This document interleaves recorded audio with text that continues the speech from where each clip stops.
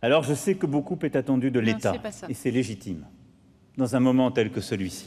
Des mots pour rassurer devant les forces de secours, mais aussi devant un parterre d'élus. Car les dégâts causés par les inondations se chiffrent en dizaines, voire en centaines de millions d'euros, pour refaire les routes, les ponts, mais aussi les réseaux d'assainissement lourdement touchés. Sur les 126 communes reconnues en catastrophe naturelle, 122 sont rurales, voire hyper rurales, avec de tout petits budgets annuels.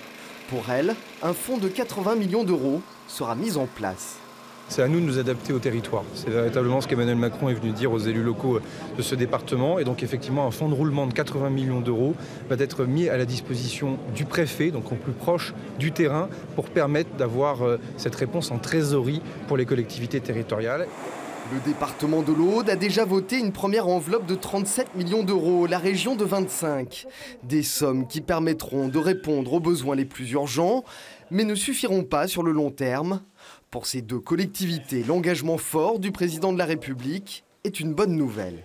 Ça nous permettra de faire face aux dépenses d'urgence, aux premières reconstructions, mais ça ne nous permettra pas de répondre à la reconstruction. Mais ça, tout le monde en a bien conscience.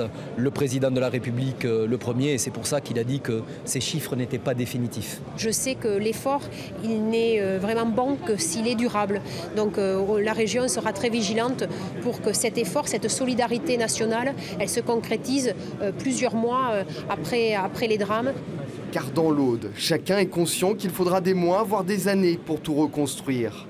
L'exemple des inondations de 1999 est encore dans toutes les mémoires.